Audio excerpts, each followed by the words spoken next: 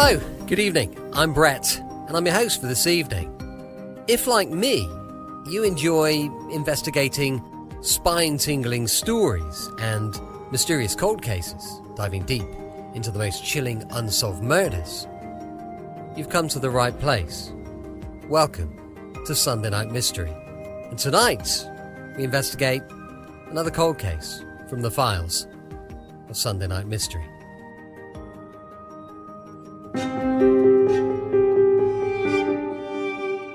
Weymouth in Dorset, a small coastal town known for its charming cottages, the steady hum of the market square, and the almost saccharine beauty of its beaches, sun-kissed in the summer and eerily quiet in the winter.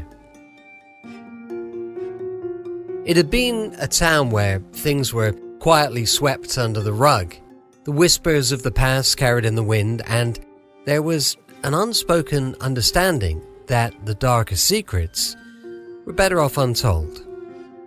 But in the early hours of a May day in 1981, a secret was washed ashore that could not be ignored. The morning began like any other, with the rhythmic pulse of the sea gently lapping at the sand. A few solitary joggers and dog walkers making their way along the beach, unaware of the horror that was about to unfold. The discovery was made at around 11:30 on the morning of October the 15th, 1981 by Bristol man Brian Mitchell, who was scouring the beach with a metal detector.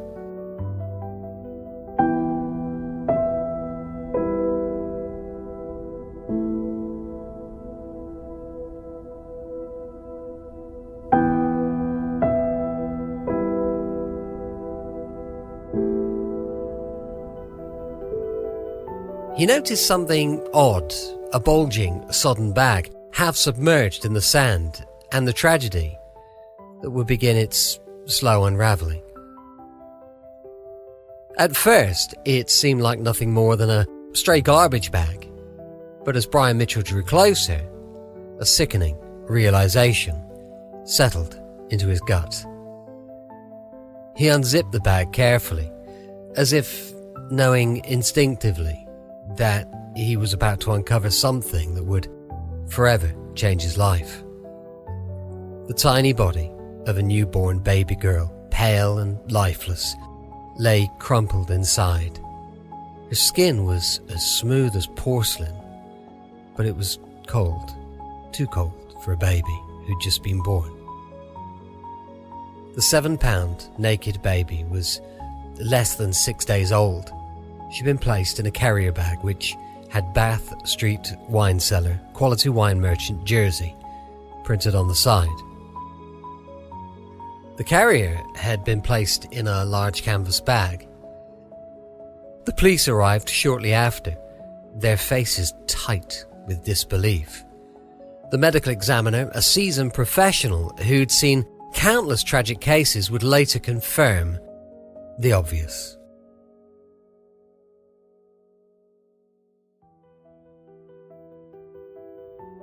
The baby had not died from natural causes. Compression of the neck, a deliberate act of violence, was the cause of death. The baby, once healthy, was suffocated, her tiny neck crushed by hands far too familiar with cruelty. But what followed that morning was something no one could have anticipated. A cold, vast silence. No mother arrived. No family came forward. The town that had been a sanctuary for its residents now felt like a mausoleum, haunted by unanswered questions and a passive fear that something terrible had happened under their very noses. Detective Marcus Keaton, a man who had spent much of his career investigating cases that seemed too dark, too twisted, to ever fully understand, was assigned to the case. A man whose own past was steeped in shadows, haunted by memories of his own lost childhood and the horrors his family had endured. Keaton was perhaps the only one who truly understood what it meant to seek the truth in places where no light could penetrate. From the outset, Keaton believed this wasn't just a murder, it was a tragedy wrapped in layers of fear, shame, and secrecy. What kind of person could bring themselves to commit such a crime, and why leave the baby on a public beach, an open, exposed place where discovery was inevitable? The absence of the mother was the first and most obvious enigma. Keaton, in his many years on the force, had never come across a case quite like this.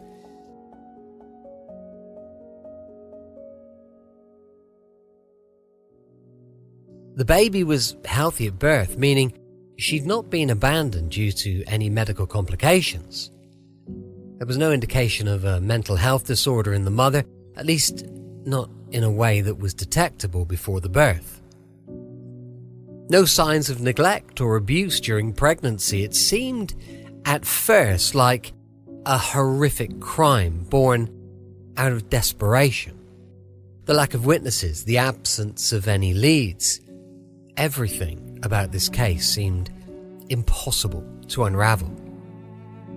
But Keaton couldn't shake the feeling that the answers lay not at the baby herself, but in the shadows of her mother. Who was she? Was she someone local, perhaps a young woman struggling in silence with an unwanted pregnancy? Or was she from somewhere else, just passing through Weymouth, her identity forever masked by the cold, indifferent waves? The question that gnawed at Keaton, and the one that perhaps haunted him most, was whether this was an act of someone who would not accept their responsibility. Had the mother simply abandoned her child, or was she perhaps a victim of circumstance, coerced or manipulated into this act by someone else? The town of Weymouth was small, and every resident had some connection to one another, however thin. The whispers started slowly but gained momentum, spiraling out of control as the weeks passed. Had anyone seen a woman in distress around the time of the baby's death? Was there anyone who had given birth and then suddenly disappeared from sight? Were there any women who'd been mysteriously absent in the days before the baby's body was discovered? Theories abounded, but speculation that the mother was young, perhaps even a teenager, forced into a desperate decision by an overbearing parent, or pressured by a boyfriend who didn't want the responsibility of a child. Others suggested that the baby's mother might have been suffering from mental illness, such as postpartum depression or psychosis, driving her to do the unthinkable. In the days that followed, the local news stations buzzed with coverage. The local police made a public appeal, hoping someone might come forward with information. Someone knows something, Keaton would often repeat to himself in the quiet of his office. But each new lead fizzled out, each new potential witness either confused, uncertain, or silent. There were no reports of a missing woman, no sudden disappearances, and yet Keaton felt the weight of silence pressing on him like an insurmountable force. If someone knew, why hadn't they spoken? Could the town, with its small, tight-knit community, be so entwined in the web of secrecy that even this unfathomable crime could go unspoken? Keaton's investigation would lead him to the darkest corners of Weymouth, the places where people hid things they didn't want found. And as he dug deeper into the lives of the town's residents, he began to uncover something more disturbing than he could have ever imagined. It became clear that the town of Weymouth was not as idyllic as it seemed. Beneath the surface, hidden just beneath the smiles and pleasantries, were lives marked by secrets. The harder Keaton pressed, the more he began to unearth. Several local women had, in the years leading up to the baby's death, mysteriously disappeared for short periods. They had given birth in secret, only to return home weeks later, their pregnancies unspoken of, their lives quietly resumed as if nothing had happened. The theory of a local conspiracy began to take root in Keaton's mind. Had someone known about the pregnancy? Had they helped cover it up? Was there a network of women, perhaps even family members, who were working together to conceal the truth? Keaton's thoughts were darkening, swirling in a vortex of paranoia and suspicion. And yet, with every step forward, the truth seemed to slip further away, further from his grasp. The more he discovered about the town's hidden past, the more he was forced to confront uncomfortable truths about human nature itself, about the lengths people would go to protect their own, to shield them from judgment, or even from the law. Could it be that the mother of the baby was a victim of a greater conspiracy? A woman who'd been abandoned by the people she trusted most, left to carry the weight of her crime alone? Or was she merely a cog in a machine of secrecy and silence? Someone forced to commit the unthinkable to protect herself and those she loved. In the final, most gut-wrenching twist of this case, Keaton uncovered a chilling possibility that had once seemed too far-fetched to believe. The baby's mother could still be alive, living somewhere nearby, haunted by the guilt of what she'd done. Keaton couldn't let go of the thought, couldn't rid himself of the image of the young woman, perhaps once full of promise, now shattered by the weight of her actions. The thought that the mother could still be walking around, carrying the burden of the crime, gnawed at Keaton's mind. What had driven her to do this? Had she done it in the heat of the moment, in an act of desperation, or had she planned it all along? Calculating every step of the twisted journey that led to that fateful moment on Weymouth Beach. Keaton's obsession grew, and his mind began to unravel. Late-night calls, cryptic messages, missing persons reports that tied back to Weymouth's residence. Was this a case of postpartum psychosis? Was it a tale of violence born from twisted maternal love, where the mother believed she was protecting her child by ending its life? He dug deeper, following threads that wound into the darkest corners of Weymouth, but the answers he sought seemed more elusive than ever. And so, the case remained, a lingering ghost that haunted the small town. Its secrets buried in the sand, never fully revealed. Years have passed since the tragic discovery, but the town of Weymouth remains trapped in the grip of its own silence. The baby on the beach, her life snuffed out too soon, is a memory that will never fade from the collective consciousness of the town's people. Some say they know the truth, but remain too afraid to speak. Others believe the mystery is better left unsolved, that some things are simply too dark to ever come to light. For Detective Keaton, the truth remains out of reach. His obsession with the case has turned to ash, leaving him with nothing but the ever-present ache of a question that will never be answered. Who was the mother, and why did she kill her child? The tide continues to wash the beach, but the answers, like the truth itself, remain submerged beneath the waves, lost to time.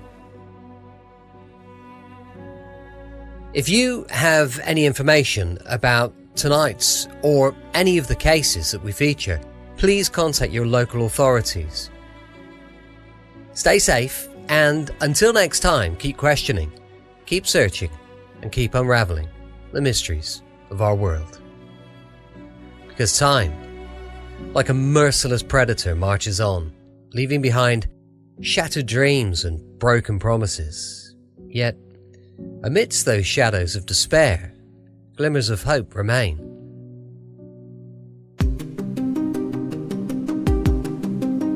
Join us next time as we delve into another chilling mystery that continues to confound investigators and haunt communities. Until then, stay vigilant and never forget those who've been lost to the shadows. Until next week, stay safe. Remember, the truth may be hidden, but as long as we keep the investigation alive, it's never truly lost. I'm Brett, and I'll see you next time on Sunday Night Mystery. But for now, stay curious, stay vigilant, and be sure to guard yourself against the darkness that surrounds us all. I'll see you next week on Sunday Night Mystery.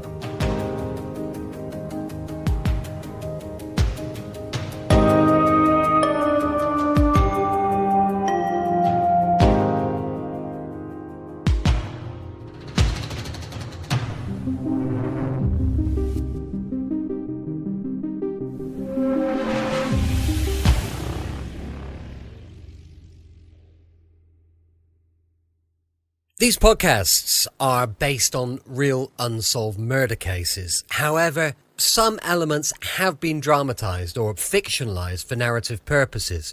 While every effort has been made to accurately represent the facts, certain events, dialogues and characters have been reconstructed or adapted to enhance in the storytelling. The intent of our podcast is to inform, engage and explore possible scenarios, not to accuse or implicate any individual. Any similarities to real people living or dead outside of the documented historical cases are purely coincidental.